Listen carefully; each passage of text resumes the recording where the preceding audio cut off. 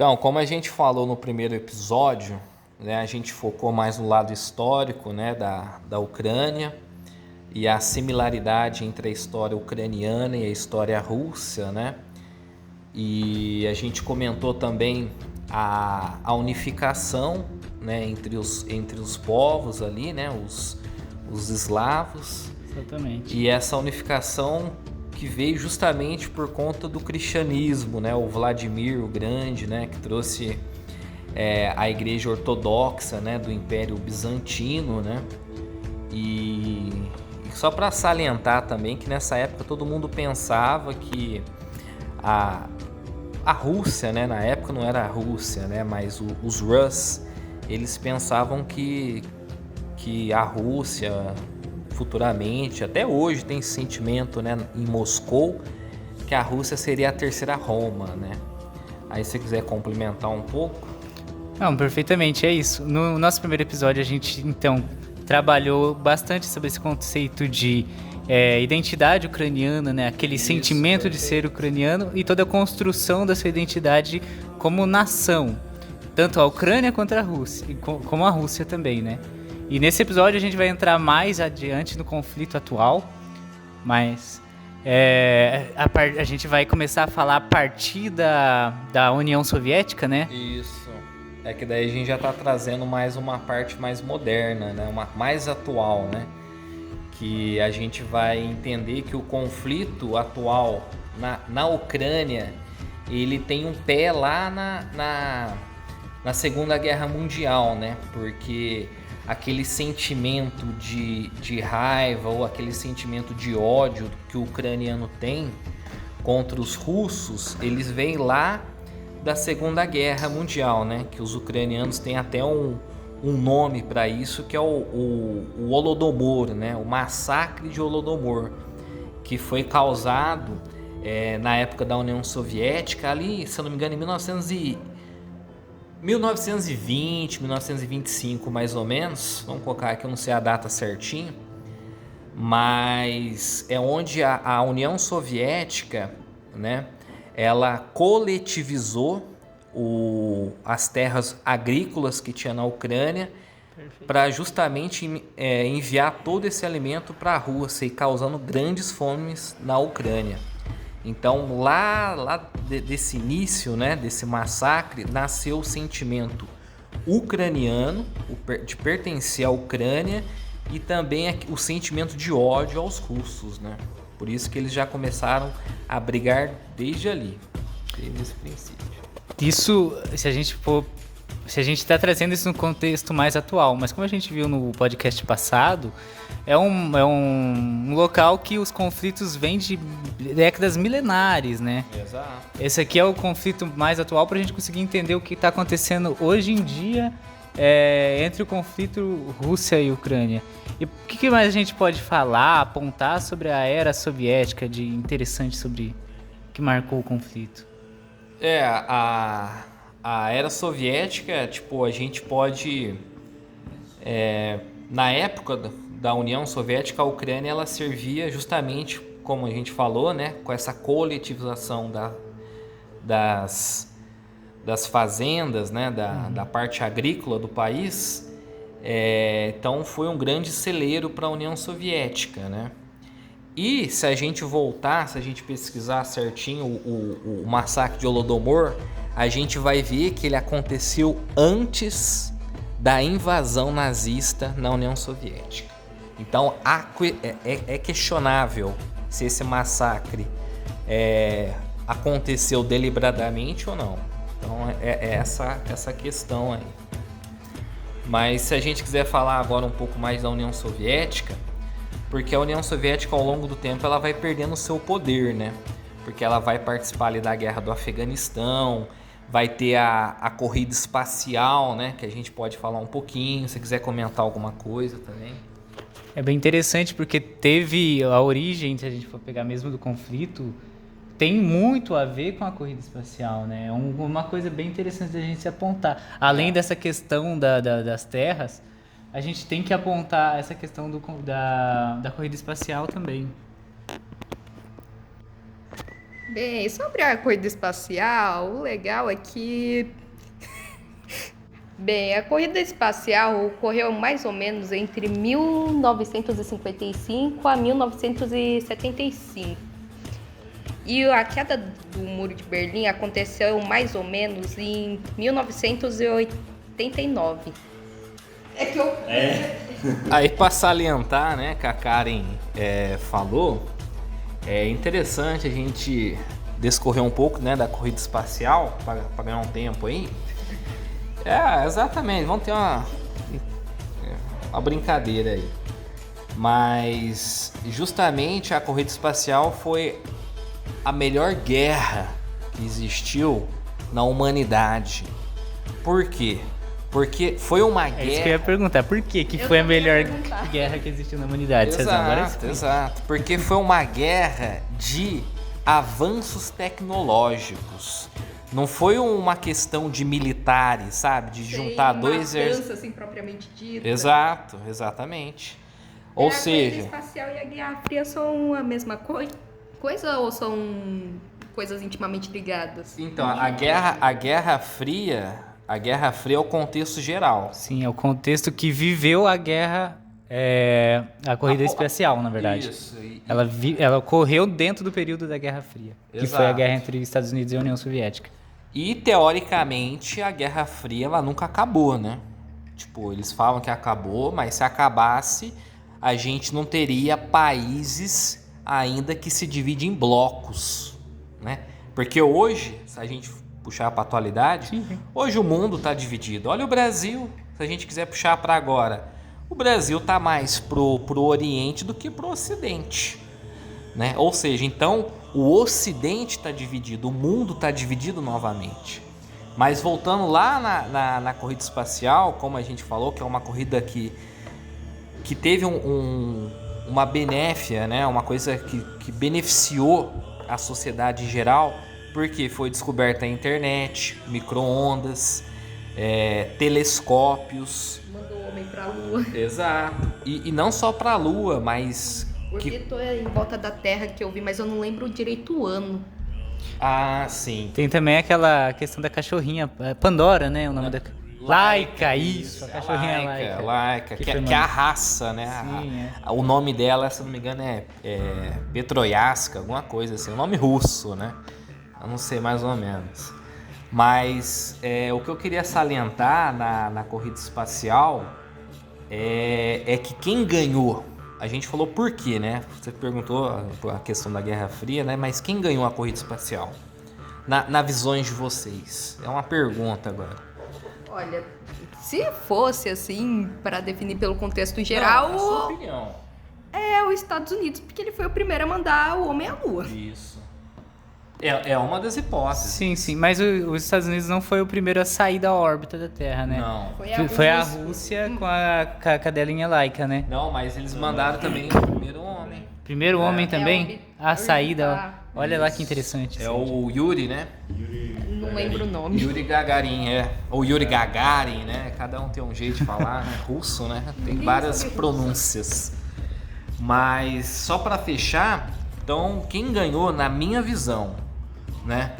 Na minha visão foi a União Soviética, porque se for analisar a União Soviética, ela mandou o primeiro satélite para o espaço, que foi o Sputnik, né? Entre outros satélites, né?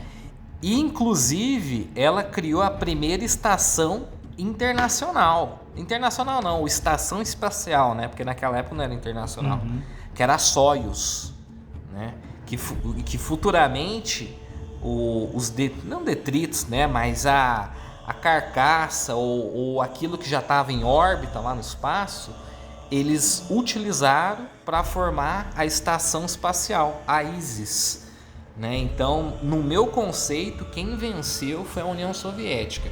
Se for analisar, os Estados Unidos só mandou um homem para a Lua. Depois disso, meio que acabou ali. Ele só foi voltar a investir em exploração espacial ou desenvolvimento espacial com o ônibus espacial, o Shuttle. Né? Porque tipo, os Estados Unidos mandou um homem à Lua, Aí depois eles ficaram ali meio parados, só foi voltar, tipo, já é no 90, não, nos anos 80 ali, né? Demorou tipo, o quê? Uns 60, uns 20 anos. Demorou quase uns 20 anos, no máximo 20 anos para eles voltarem aí. Aí fecha aí. Põe aí, Diego. Bem, até onde eu entendi, assim, a queda do Muro de Berlim, para finalizar, assim, o assunto da corrida espacial. Bem, agora fechando, assim, o assunto da corrida espacial e entrando na queda do Muro de Berlim. A queda do Muro de Berlim ocorreu em 1800. Bem, a queda do Muro de Berlim aconteceu em 1989, que daí está intimamente ligado com a queda da União Soviética. Exatamente. Aí para complementar aí a entrada da Karen.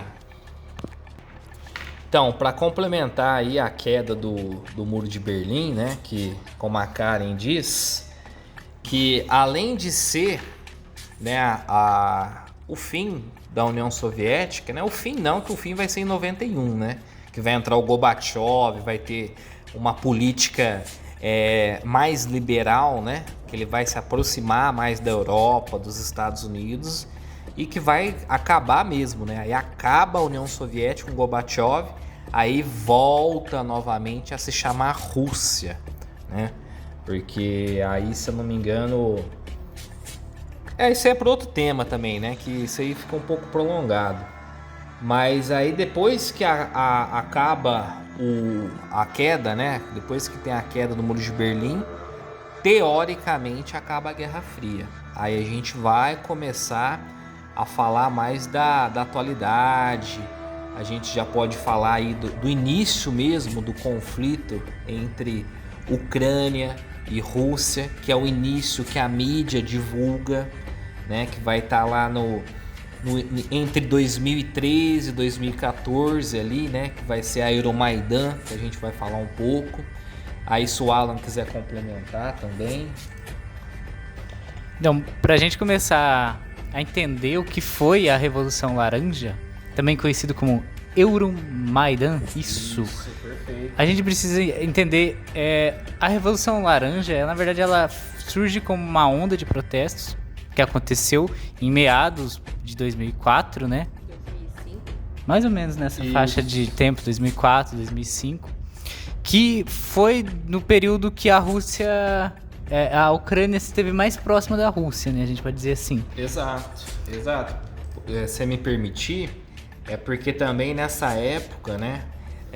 Porque a população foi pra rua? Porque foi ondas de protestos. Exatamente. Né? Quebrando tudo, era anarquia mesmo. E o presidente na época, que era pró-russo, né? O Viktor Yanukovych, ele simplesmente colocou a polícia ou as forças armadas contra a população. E quando ele faz isso, porque antes os protestos eram mais para os jovens, né? Os jovens estavam nos protestos, na manifestação. Aí depois que o Viktor Yanukovych manda o exército ou a polícia para cima dos manifestantes, quem que adere à greve? Os mais velhos, os mais idosos. Aí o movimento fica mais amplo ainda. E o que esse movimento pedia?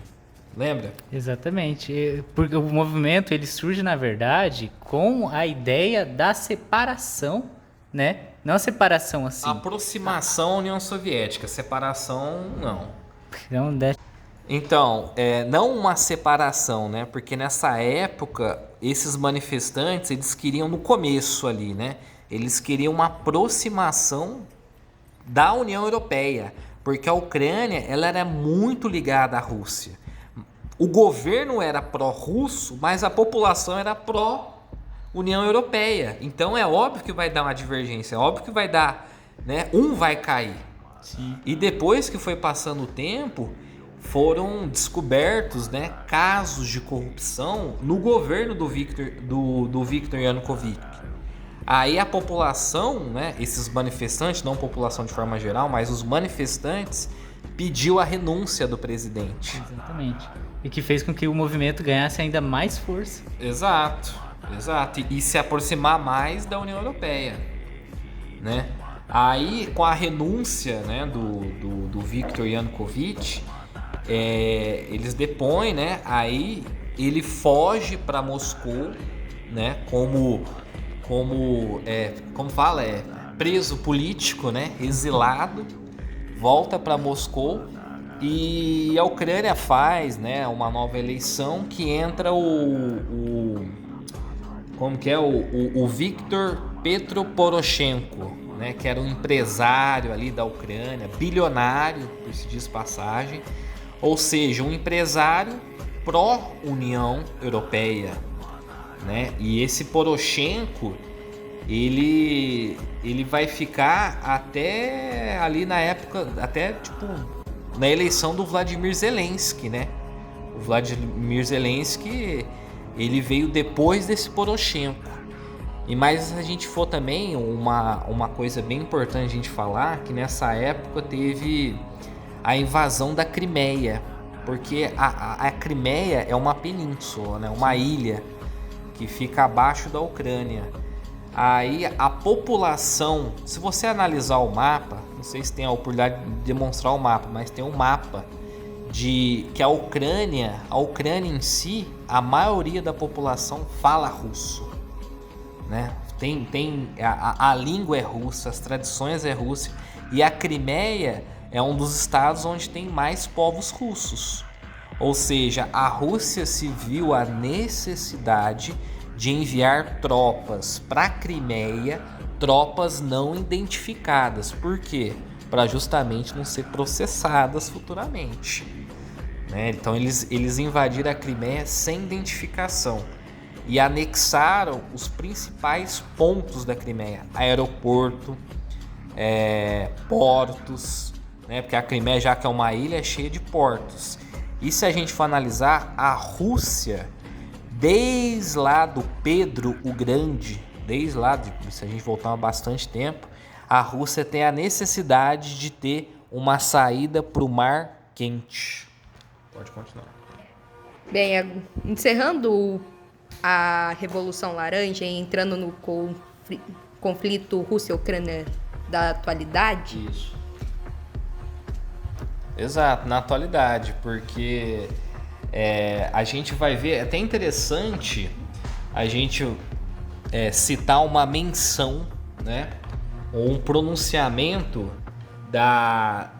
do Vladimir Putin, que até hoje ele não considera guerra, né? A Rússia não está em guerra com a Ucrânia, eles chamam de operação militar especial, né? E como os russos eles financiam grupos separatistas do leste da Ucrânia e também na Crimeia, já que eles anexaram, né, eles querem criar uma República Popular de Donetsk, né, que é a região do Donbás ali, né? E o Vladimir Zelensky, por toda essa agressão, por essa invasão, ele vai falar: se alguém tentar tirar nossas terras, nossa liberdade, nossas vidas, nós nos defenderemos. Ou seja, é vida ou morte, é uma questão de vida ou morte. Porque se a gente pega os soldados russos, é tudo homem.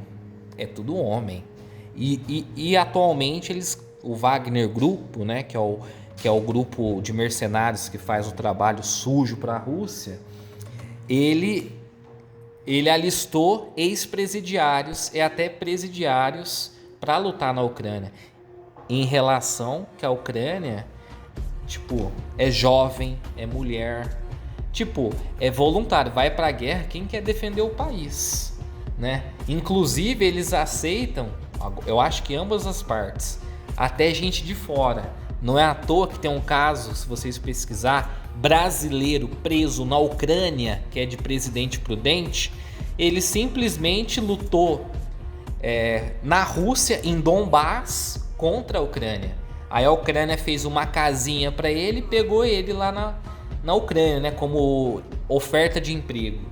Então tem várias pessoas de vários países lutando como mercenário nessa guerra, né?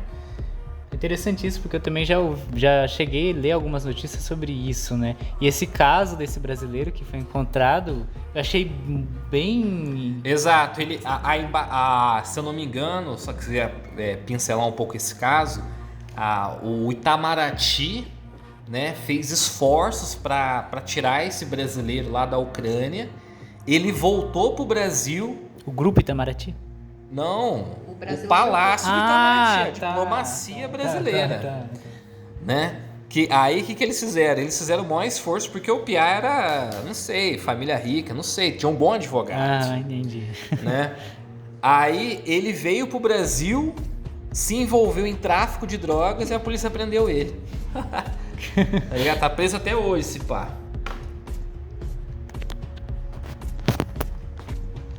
Quer falar mais? Bem, a invasão da Rússia. Agora, voltando um pouquinho, assim, tirando a partezinha, voltando antes do assunto do brasileiro preso, a Rússia invadiu a Ucrânia em 24 de fevereiro de 2022. E a guerra já está perdurando mais de um ano, né? Que a gente já está em abril. Exatamente. E a gente vê uma evolução dessa guerra em um ano, né? No começo ali, os russos... Se você quiser falar alguma coisa? Que falou que ia ser a famosa guerra relâmpago, entre aspas. Que Exatamente, foi com conhecido. 40 dias. Né? Isso saiu até mesmo na mídia, o pessoal falando bastante, guerra relâmpago. Perfeito. Né? Porque... guerra relâmpago de um ano. Porque os russos pensavam que eles iam fazer uma guerra rápida ali, né? Já atacar os principais pontos. Exato. E não foi bem assim, né? Então, nesse um ano, você vê a evolução. No começo ali, a invasão mesmo, né, da Rússia, conseguiu conquistar vários territórios, né, vamos dizer assim. Mas depois você vê uma contraofensiva ucraniana. Por quê? A Ucrânia, ela foi pedir ajuda, né, à União Europeia, aos Estados Unidos.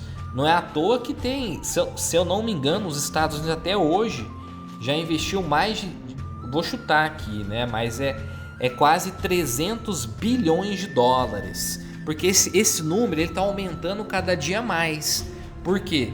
Se hoje, no atual momento, a guerra entre Ucrânia e Rússia ela está travada, né? Por conta das trincheiras. Você pegar a Ucrânia, a fronteira dela que ela faz com a Rússia, eles cavaram trincheiras, tem vídeo no YouTube, né? Aí tanto dos dois lados, Ucrânia e Rússia, e eles ficam se degladiando entre as trincheiras, ou seja, o ataque aéreo ele não é tão forte porque ele inibe, a trincheira inibe o ataque de bomba. Não é que você vai morrer, mas morre menos gente. Outra coisa, a questão de movimentação de tanques em trincheira acaba dificultando, né? Ou seja, a maior perda na guerra de trincheiras são perdas humanas, porque é um combate entre infantaria, né? Então, entre eles ali, tá tudo entrincheirado. E se a gente quiser falar um pouco do Brasil, né? A gente quiser citar o Brasil no começo ali do conflito foi mais ali condenou, né, a invasão da Rússia à Ucrânia, mas hoje em dia com o novo governo quer criar, né, grupos de países que não estão envolvidos na guerra, né, e chamar tanto Ucrânia e tanto Rússia para chegar em uma paz onde ambas as partes ganham alguma coisa. É difícil, mas não é impossível. Mas o que está acontecendo? Com esse grupo de países que o Brasil quer se juntar para criar essa comissão da paz, os Estados Unidos e a União Europeia, né, estão condenando essa formação de grupos. Por quê? Quem que ganha mais em uma guerra? Ainda mais a Ucrânia, que só tinha equipamento soviético. Exato. Então, os Estados Unidos estão investindo, e a União Europeia, massivamente na Ucrânia, né? A indústria bélica está ganhando muito dinheiro, mas o investimento americano está fazendo um racha no país, está fortalecendo os republicanos, porque os republicanos eles têm ali um impasse. Será que a gente vai dar esse dinheiro mesmo? Né? Então, na minha visão, a guerra da Ucrânia ela só vai ter um fim de acordo com a eleição americana do próximo ano. Acabou minha parte. E é isso, pessoal. Queria agradecer a todo mundo que assistiu até o final do PIBDcast. Agradecer a participação do professor Fábio. Exatamente. É isso. Valeu. Falou. Tchau, tchau.